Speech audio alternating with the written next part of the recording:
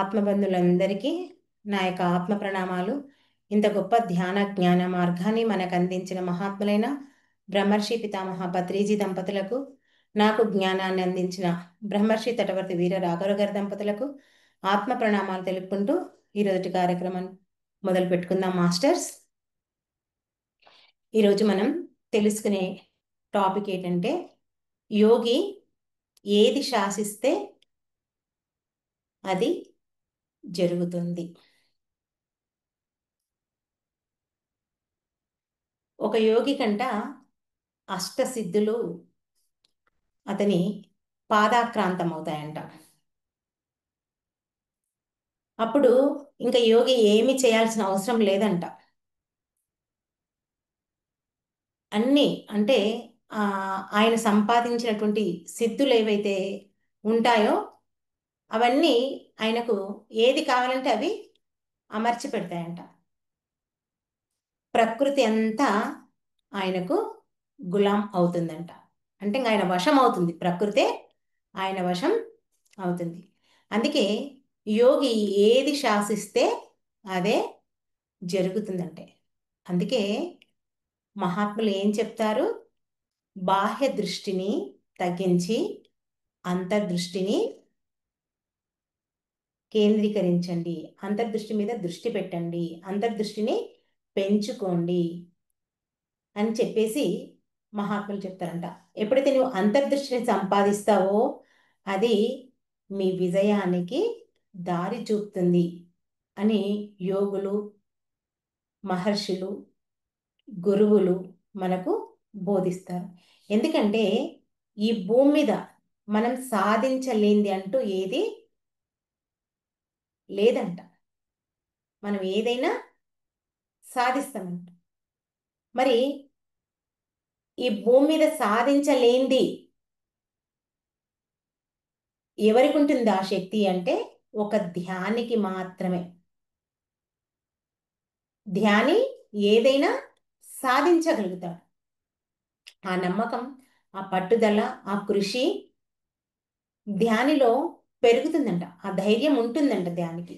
అందుకే ధ్యానులంతా యోగులుగా కావాలి అని మనకు మన గురువులు పదే పదే చెప్తుంటారు. అంటే మనిషి జీవితంలో రెండు దారులు ఉంటాయి. ఒకటి రెండు దృష్టులు, దారులన్నా దృష్టులన్నా కొంచెం అర్థం చేసుకోండి. ఇక్కడ ఒకటి బాహ్య దృష్టి, రెండు అంతర్దృష్టి. బాహ్య దృష్టి అంటే మనం ఎంతసేపు బయటి వస్తువులను చూస్తుంటాం. అంటే అది డబ్బు అనుకోండి, కీర్తి ప్రతిష్టలు అనుకోండి, పేరు ప్రఖ్యాతులు అనుకోండి, తర్వాత మన ఏమంటారు ఈ శరీరానికి సంబంధించినటువంటి సుఖాలు, భోగాలు, ఇవన్నీ ఎక్కడివే? బాహ్య దృష్టికి సంబంధించినవే కదా, బాహ్యానికి సంబంధించినవే. మరి మనం ప్రాపంచిక జీవితంలో ఉన్నంతసేపు ఎక్కువగా బాహ్య జీవితం పైనే మనకు ఆకాంక్ష ఉంటుంది. మరి ఆధ్యాత్మికంలోకి వస్తే అవన్నీ వదిలిపెట్టుకోవాలా, ఉండొద్దా అంటే కాదు, ఉండొచ్చు. కానీ ఎంత ఉండాలో అంతే ఉండాలి. మనకి మన పత్రి గారు చెప్పినట్లు మధ్య మార్గంలో మనకు ఉండాలి. మరి అంతర్దృష్టి అంటే మనలో నిజమైనటువంటి శక్తిని, ఆ ఆత్మ అనుభవం, మనం దానికోసమే ఈ అంతర్దృష్టి ఉంటుంది. మరి మనలో ఎంతో శక్తి ఉంది, దాని దాని గురించి మనం పట్టించుకోవటం లేదు. ఆ శక్తిని మనం వెలికి తీయాలి. చూడండి, మనకు ఎన్నోసార్లు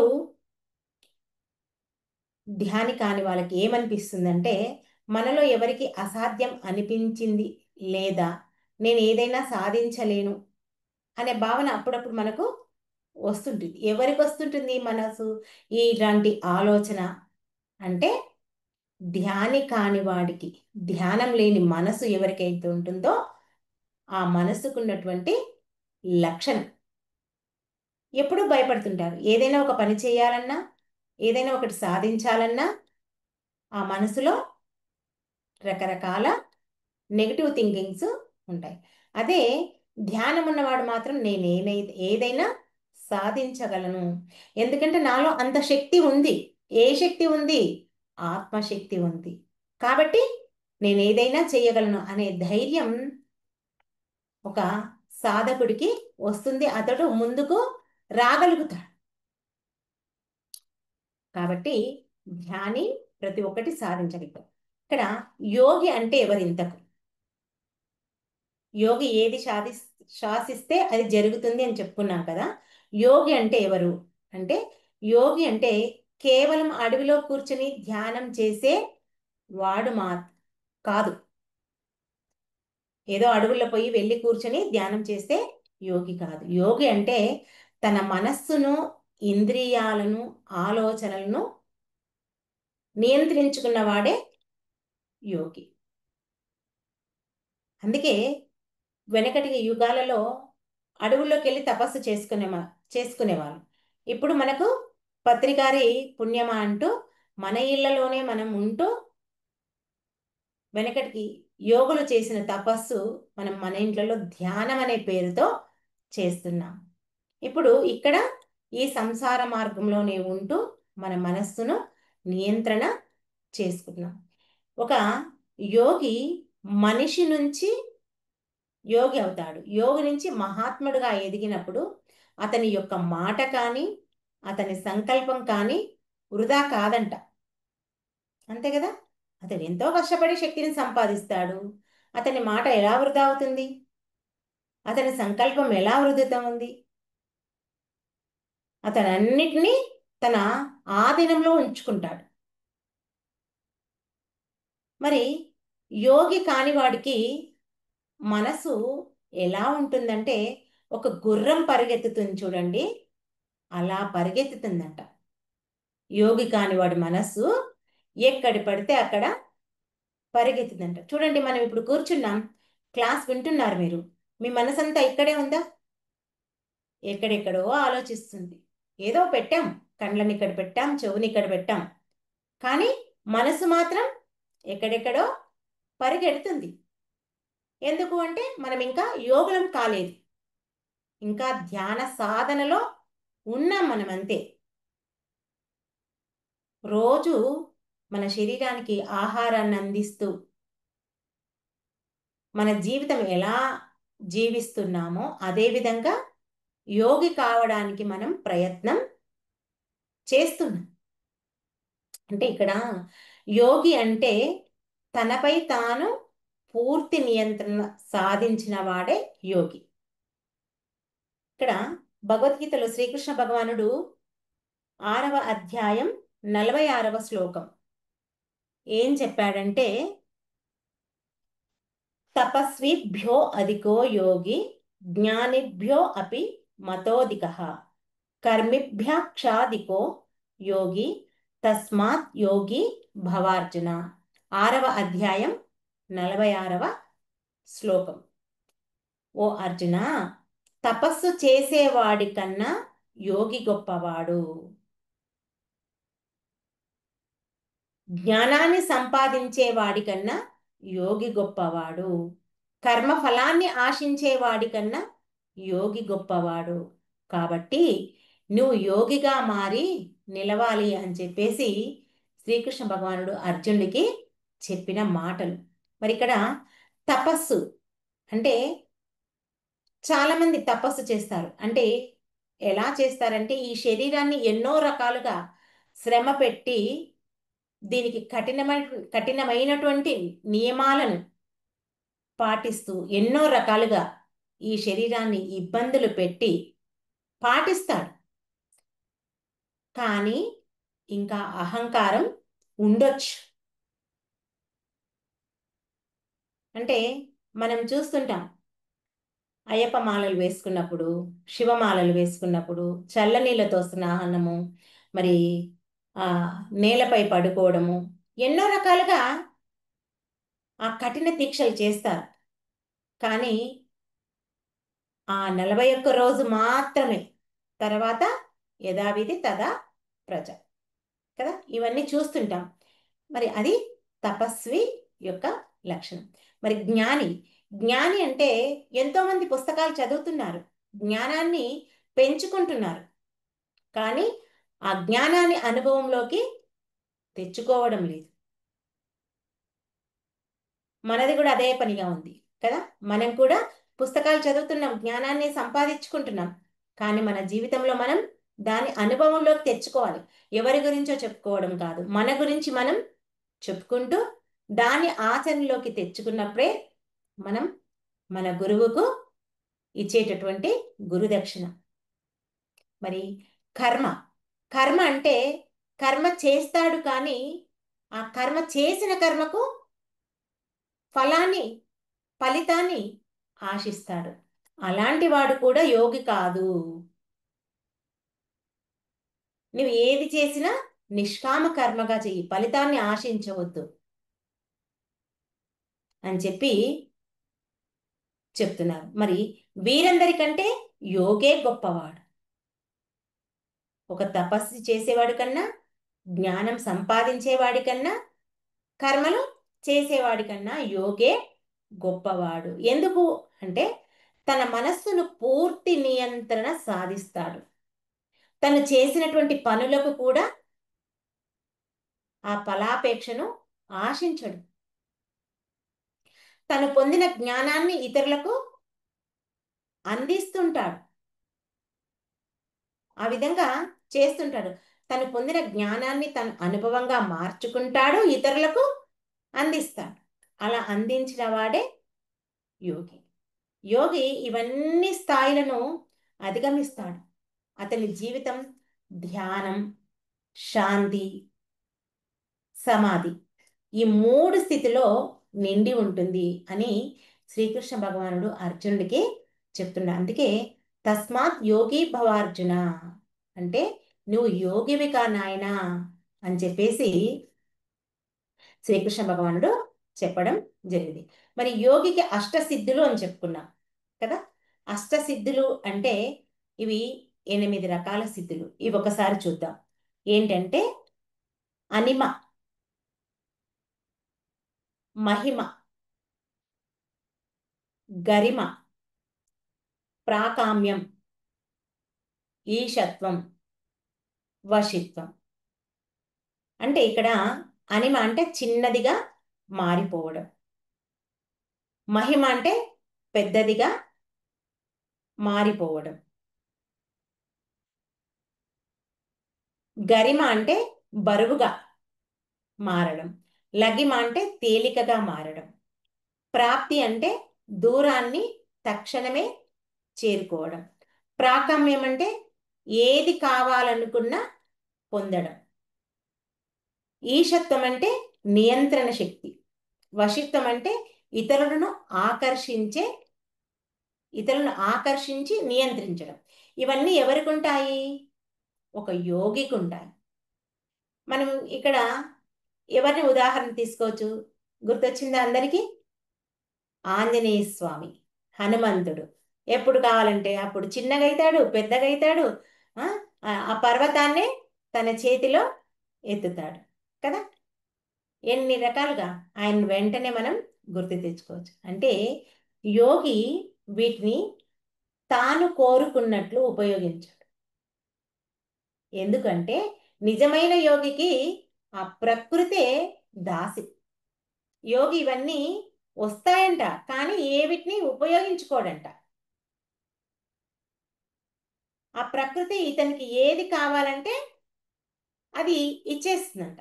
అందుకే యోగి ఏది శాసిస్తే అదే జరుగుతుందంట. మరి అంటే అతని సంకల్పం దైవ సంకల్పంతో మిళితమై ఉంటుందంట. అంటే కలిసి ఉంటుంది. చూడండి, ఇప్పుడు షిరిడి సాయిబాబా ఉన్నాడు. అతడు ఆయన మాటలు ఎంత శక్తివంతం అనేది మనం ఇక్కడ గుర్తు తెచ్చుకోవాలి. మరి షిరిడి సాయిబాబా కూడా ఎంతో మంది భక్తులు కదా.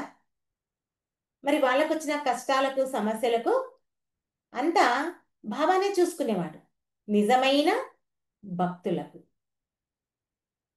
మరి ఒకసారి దాసగును అనే ఆయన లాయర్ అంట. ఆ లాయరు ఏం చేస్తాడు? కోర్టులో వాదిస్తాడు కదా. వాదిస్తే అది గెలుస్తానా లేదా అనే అనుమానం ఆయనకు ఉండేదంట. మరి బాబా దగ్గరికి వచ్చేసి తన యొక్క ఆ, గెలుస్తానా లేదా అనే దాన్ని అడిగాడంట. బాబా ఒక పుస్తకం ఇచ్చాడంట. ఎవరికి? ఆ దాసగురుకు. ఇస్తే ఆయనకి ఏమి అర్థం కాలేదంట. ఏమి అర్థం కాలేదని చెప్పేసి బాబాకు తెచ్చిచ్చిందంట. కానీ కోర్టుకు వెళ్తే అక్కడ ఏది మాట్లాడాలో అక్కడ నాకు ఏం అర్థం కాలేదని చెప్పి ఇచ్చాడంట. బుక్ కూడా ఇవ్వడం కూడా బాబాకు. కానీ కోర్టుకు వెళ్ళాడు. అక్కడ ఏది మాట్లాడాలో అది మాట్లాడాడు. ఆ కేసు గెలిచాడు. ఇంకా ఇక్కడ ఏంటి, గురువు దగ్గరికి వచ్చి వెళ్ళాడు. అతను నమ్మింది ఆగింది. మరి ఒకసారి ఎక్కడో అన్నదానం జరిగిందంట. అన్నదానం జరిగితే అన్నం వండిన పాత్ర చిన్నగా ఉందంట. జనాలేమో చాలా మంది ఉన్నారంట. ఇంత అన్నం ఇంతమందికి ఎట్లా సరిపోతుంది అని చెప్పేసి భక్తులంతా డౌట్ పడిండ్రంట. కానీ బాబాకు తెలుసు కదా, అతడు అక్షయ పాత్ర. ఎంతమందికి పెట్టినా అన్నం దాంట్లో వస్తూనే ఉందంట. చివరికి మిగిలిందంట కూడా. అంటే యోగికి ఆ ప్రకృతి ఎప్పుడూ దాసోహమై ఉంటుందంట. దీన్ని బట్టి మనం ఇక్కడ అర్థం చేసుకోవాలి. మరి ఇంకా రామకృష్ణ పరమహంస, ఇతడు మానవుడి యొక్క అంతరంగ శక్తి ఉద్భవిస్తే లోకం వశమవుతుంది అని చెప్పేవాడంట. ఎవరు? రామకృష్ణ పరమహంస. అంటే మనసులోని తన శక్తి అనేది సాధారణ మనసుది కాదు. మన మనసు నుంచి అంత సాధారణ శక్తి వస్తుందా? రాదు. ఆ శక్తి స్వరూపం ఎక్కడిది అంటే ఆత్మస్వరూపం. అది కేవలం ధ్యానం ద్వారానే వస్తుంది. మనకు వేరే ఎక్కడి నుంచి రాదు. అయితే ఇక్కడ మనం ఈ మామూలు మనసులో మనకు భయాలు, కోరికలు, ఎన్నెన్నో రకరకాల సందేహాలతో మనం ఉంటాం. కానీ మనిషి తన అంతరంగ శక్తిని గనక మేలుకొలిపితే అది విశ్వ చైతన్యంతో ఏకమవుతుందంట. అంటే మనలో అంత శక్తి ఉందంట. దాన్ని మనం నిద్రపుచ్చుతున్నాం. అందుకే మనం శ్వాస మీద ధ్యాస ఉంచి ధ్యానం చేస్తే ఆ విశ్వశక్తి యొక్క, ఆ చైతన్యం యొక్క శక్తి బయటికి వస్తుందంట. ఆ స్థితిలో ఉన్నటువంటి వాళ్ళు మాట్లాడిన వాక్కు కానీ, వాళ్ళు చేసేటటువంటి ఆలోచన కానీ, వాళ్ళు పెట్టిన సంకల్పం కానీ అంతా ఇంత ఉండదంట. వాళ్ళు ఏది శాసిస్తే అది జరుగుతుందంట. వాళ్ళకు ఈ లోకమే వశమవుతుందంట. ఇలాంటి వారి కోసం వాళ్ళు వాళ్ళ కోసం ఏది కోరరు, లోక కళ్యాణం కోసమే కోరుతారు. ఇప్పుడు చూడండి, మనం పత్రికారిని తీసుకుంటే గనక అతడు ఏమీ చెప్పడు. వర్షం వస్తే బాగుండు అంటాడు. అప్పటికే ఆ వర్షానికి ఆర్డర్ ఇచ్చేసి ఉంటాడు పడమని. మన దగ్గర అంటాడు, అనగానే ఆడాటప్పటప్పటప్ప వర్షం వచ్చేస్తుంది. అంటే యోగులు అనే వాళ్ళు అంత వాక్ చాతుర్యంతో, ఆ సంకల్పంతో వాళ్ళు ఉంటారంట. మరి ఈ రామకృష్ణ పరమహంస శిష్యుడు వివేకానందుడు ఒకసారి ఇలా చెప్పారంట, నాకు ఒక 100 మంది శుద్ధమైన భారత యువకులను ఇస్తే నేను ఈ భారత్నే మార్చివేస్తాను అని చెప్పాడంట.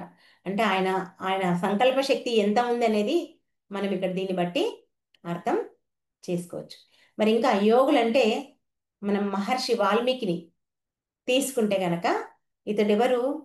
ఒకప్పుడు రత్నాకరుడు. ఈయన దారి దోపిడి దొంగ. కానీ ధ్యానం చేసి ఏం చేశాడు ఈయన? రామాయణాన్నే రాశాడు. మరి అంతర్దృష్టి ఎంత శక్తివంతమో అనేది మనం ఇక్కడ అర్థం చేసుకోవచ్చు. ఇప్పుడు ఇదంటే మనుషులు. మరి ఒక చిన్న విత్తనం తీసుకుందాం. ఆ విత్తనం మనం భూమిలో నాటి పెట్టాం, దానికి పోషణ చేస్తాం. అది ఏం చేస్తుంది? పెరిగి పెద్దయి ఒక మహావృక్షంలా తయారయ్యి మనకు కావలసినటువంటి కాయలను, పండ్లను అన్నిటినీ సమకూరుస్తుంది. అవునా కాదా? మరి అంత శక్తి ఆ విత్తనంలో ఉంది. మరి అలాగే మానవుడికి మనస్సు ఉంది. ఈ మనస్సును కనుక ధ్యానంలో నాటితే, అంటే ఈ మనస్సు అనే విత్తనాన్ని ధ్యానంలో నాటితే అది సిద్ధుల వృక్షం అవుతుందంట. అంతే కదా? ధ్యానం చేస్తే మనకు సిద్ధులు వస్తాయి. ఆ సిద్ధుల వృక్షం ఉంది. అందుకే మహాత్ములు ఏం చెప్తారు? ఈ అంతర్దృష్టి మీద దృష్టి ఉంచండి. అంతర్దృష్టి వలనే మనకు ఆనందం ఉంటుంది. కాబట్టి అది ఆ అంతర్దృష్టి, ఆ ఆనందం అనేది ఎవ్వరూ దొంగలించే వస్తువు కాదు. అది ఎప్పటికీ మన దగ్గర ఉంటుంది. కాబట్టి మహాత్ములు బయట వెతకకండి, లోపల వెతకండి, ఆ అంతర్దృష్టిని సాధించండి అని చెప్పేసి చెప్తున్నారు.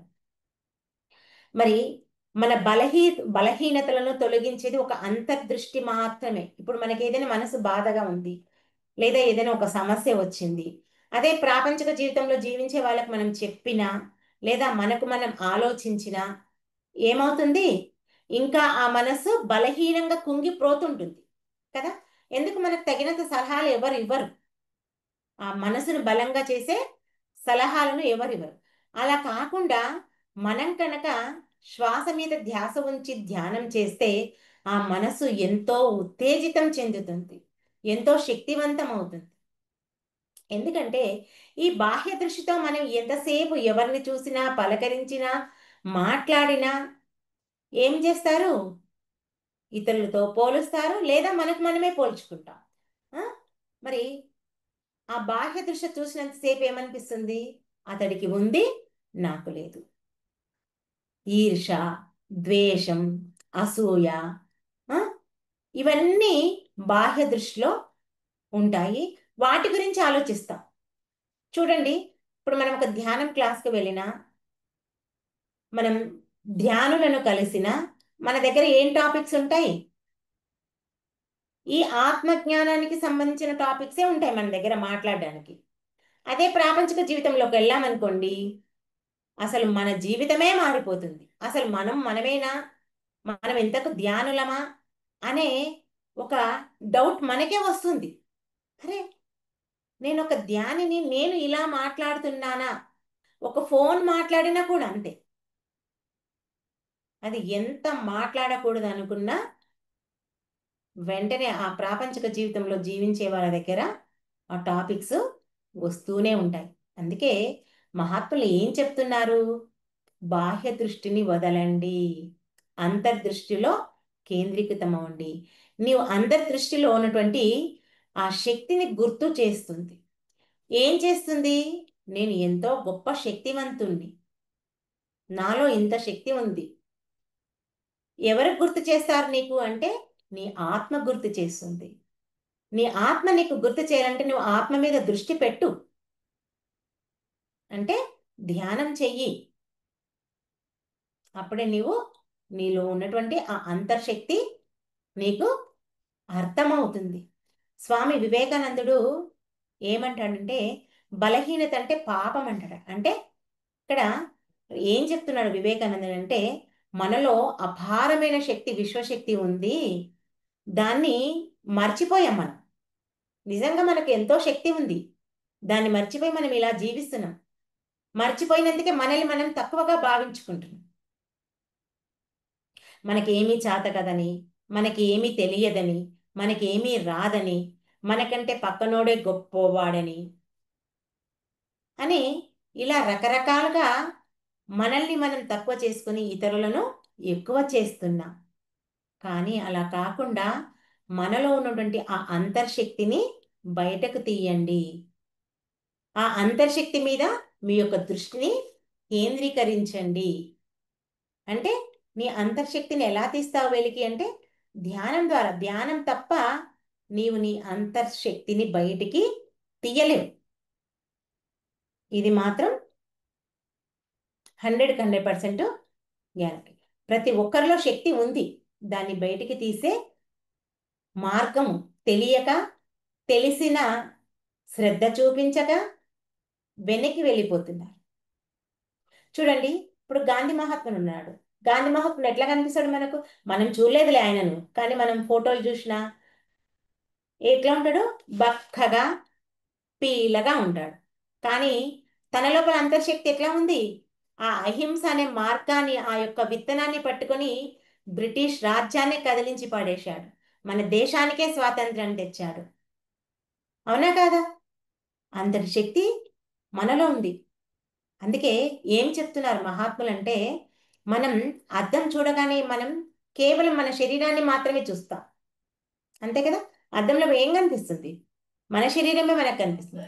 అదే మనం కళ్ళు మూసి మనలోకి మనం చూసామనుకోండి, మనలో ఉన్నటువంటి ఆ ఆలోచనలు తెక్కి ఎంతో ప్రశాంతతనిస్తుంది. ఆ లోపల ఉన్న శక్తి మనకు బయటికి వస్తుంది. అందుకే మహాత్ములంతా చెప్పేది ఏంటి? బయట శక్తిని వదిలిపెట్టండి, బయట అద్దంలో చూడకండి, లోపలి అద్దాన్ని చూడండి. ఎక్కడో కేరళ వైపు ఎక్కడనో ఏదో ఏదో ఊరింది, నాకు సరిగ్గా ఐడియా లేదు. అక్కడంట గుడికి వెళ్తే ఏ గుళ్ళో అయినా విగ్రహం ఉంటాడు కదా. విగ్రహంలో భగవంతుడు చూపిస్తారు. కానీ ఒక గుళ్ళోకి వెళ్తే అద్దం కనిపిస్తుంది. ఆ అద్దం ఉంటుందంట. అంటే నీకు నీవే దేవుడివి అని తెలియ చెప్పడానికి అద్దం పెట్టిందంట. అంత ఎక్కిపోతే అక్కడ అద్దం కనిపిస్తుందంట. అంతే. అందరికీ తెలుసు ఇవన్నీ, కానీ మనం దాన్ని ఎక్కువ పట్టించుకోలేదు. పట్టించుకోక ఇంకా ఎక్కడో ఎక్కడో ఉంది, ఏదో శక్తి ఉంది. ఎన్నో గుళ్ళకు అన్నిటికీ తిరుగుతుంటారు కదా. మనం తెలుసుకోవాల్సిందంటే మనమే భగవంతులం. మరి మనలో ఎంతో శక్తి ఉంది, ఆ శక్తిని మనం వెలికి తీయాలి అని చెప్పేసి మహాత్ములు చెప్పడం జరిగింది. మరి యోగి మాటలు ఎందుకు వాస్తవం అవుతాయి అంటే, ఆయన యొక్క మనస్సు, వాక్కు, సంకల్పం ఇవి కనుక శుద్ధమైతే ఆయన మాట వాస్తవం అవుతుంది. అంటే మనం చెప్తాం త్రికరణ శుద్ధి, అవునా. అయితే ఇక్కడ యోగి సంకల్పం దైవ సంకల్పంతో కలిసి ఉంటుంది. కాబట్టి యోగి ఏది శాసిస్తే అది జరుగుతుంది. ఇక్కడ వివేకానందుడు ఒకసారంట అమెరికాలో చికాగో అనే దేశంలో ఆయన యొక్క ప్రసంగం ఇవ్వడానికి వెళ్ళిండంట. ఒక 5 నిమిషాలు మాట్లాడింట. ఆ 5 నిమిషాల మాటకే అక్కడ ఉన్నటువంటి ఆ ప్రజల యొక్క మనసును దోచుకున్నాడంట. అంటే ఆయన శక్తి మాటల్లో కాదు, ఆయన అంతరంగంలో ఉన్నటువంటి ఆ శక్తి ఆయనతో మాట్లాడించింది. అది ధ్యాన శక్తితో కూడిన మాటలు. చూడండి, మామూలు మానవుడి మాట్లాడిన మాటలకు ఒక రకంగా ఉంటాయి. అదే ఆత్మజ్ఞాని మాట్లాడిన మాటలకు ఒక రకంగా ఉంటాయి. ఇప్పుడు మామూలుగా మన జీవితంలో మనం కనుక గమనిస్తే కొంతమంది అన్నీ ఉంటాయి వాళ్ళకు. డబ్బుకు డబ్బు ఉంటుంది, జ్ఞానానికి జ్ఞానం ఉంటుంది, ఆ, కీర్తి ప్రతిష్టలు ఉంటాయి, అన్నీ ఉంటాయి. కానీ ఏదో ఒక రకంగా ఒక వెలతి ఉంటుంది. ఆ వెలతి దేనికి ఉంటుంది అనేది ఆలోచించరు. మరి ఏమి లేని వాళ్ళు కొంతమంది ఎంతో ఆనందంగా శాంతిగా ఉంటారు కదా. మరి ఎందుకుంటారు వాళ్ళు అని ఒకసారి ఒకతనికి డౌట్ వచ్చిందంట. డౌట్ వచ్చి ఆ ప్రశాంతంగా ఉన్న వ్యక్తి దగ్గరికి వెళ్ళి అడిగాడంట. అవును, నీ దగ్గర ఏమీ లేదు కదా, ఏమీ లేకున్నా నువ్వు ఇంత ప్రశాంతంగా ఎలా ఉన్నావు అని అడిగిండంట. అంటే ఆయన చెప్పాడంట, నీకు కనిపిస్తున్నటువంటి నీ ధనము, ఈ సంపద, నీ బంగారము, ఇవన్నిటి మీదనే నీ దృష్టి ఉంది. బాహ్యంగా నీ యొక్క దృష్టిని దాంట్ల వైపు ఉంచావు. నువ్వు నీ లోపలికి ఎప్పుడు చూడ్డానికి ప్రయత్నం చేస్తలేవు. అందుకే నీ మనసు అలా ఉంది. నాకు ఏమీ లేకపోయినా నా యొక్క దృష్టి నా అంతరం పైనే ఉంది. అంటే ఒక ధ్యానికి మాత్రమే ఇవి తెలుసు. ధ్యాని అని బోర్డు రాసి పెట్టుకోడు, కానీ తన యొక్క ప్రశాంతతను చూస్తే మనం అర్థం చేసుకోవాలి అని చెప్పేసి ఆయన చెప్పాడంట. నువ్వు ఒకసారి లోపలికి చూడడానికి ప్రయత్నం చెయ్యి, అప్పుడు నీకు తెలుస్తుంది అని చెప్పాడు. చెప్పి వెంటనే ఏం చేసిందంట, ఒక గిన్నెలో నీళ్లు తీసుకొచ్చిందంట. నీళ్లు తీసుకొచ్చి నీళ్లు పోసి ఆ గిన్నెలో నీళ్లు పోసి ఆ గిన్నెని ఇట్లా కదిలిచ్చిందంట. కదిలిస్తే ఏమవుతుంది, ఆ నీళ్ళన్నీ కదులుతుంటే మన ప్రతిబింబం సరిగ్గా కనిపిస్తుందా దాంట్లో? కనిపించదు కదా, అంత గందరగోళంగా ఉంటుంది. మరి కాసేపు ఆగిన తర్వాత ఆ నీళ్లు నిమ్మలం ప్రశాంతంగా నిశ్చలంగా ఉండిపోయారు. అప్పుడు చూస్తే తన యొక్క ప్రతిబింబం చక్కగా కనిపించింది. అంటే మనం మన మనస్సును కూడా అలా ప్రశాంతంగా ఉంచుకోవాలి. అంటే మహాత్ములు చెప్పింది ఇదే. మనలో ఆ అంతర్శక్తిని బయటికి తీయాలంటే మన మనసును ప్రశాంతంగా ఉంచుకోవాలి. అందుకే యోగులంతా ప్రశాంతమైన చిత్తంతో ఉంటారు. మనం కూడా మనం ఆత్మ పైనే దృష్టి పెట్టాలి. ఆ అంతర్దృష్టిపైనే మన మనసును కేంద్రీకరణ. మనం అట్లా చేస్తుంటే, రోజు సాధన చేస్తుంటే మనం కూడా యోగుల్లా ఎందుకు కాం? మనం చెప్పింది ఎందుకు కాదు? యోగి శాసిస్తే ఏదైనా జరుగుతుంది అని చెప్పారు కదా. అంతెందుకు ఇప్పుడు మనం మామూలుగా ఇంత ధ్యానం చేస్తున్నాం కదా. కొన్ని సార్లు మనం చెప్పింది జరుగుతుంది.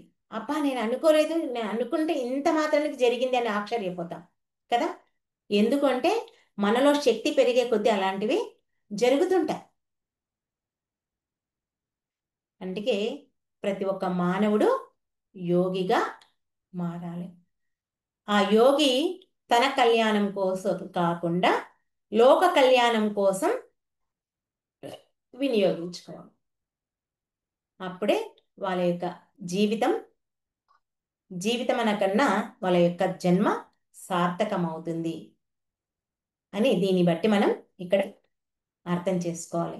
అంతర్దృష్టిని వదిలి బాహ్య దృష్టిని బాహ్య దృష్టిని వదిలి అంతర్దృష్టిపై మనం కేంద్రీకరించాలి అనేది మనం ఈరోజు క్లాస్ ద్వారా తెలుసుకున్నాం. ఓకే మాస్టర్స్, ఈ అవకాశం నాకు ఇచ్చినందుకు మీ అందరికీ నా యొక్క కృతజ్ఞతలు. Thank you, thank you, thank you. Okay, మరి అందరం ఒక 2 నిమిషాలు ధ్యానంలో కూర్చుందాం.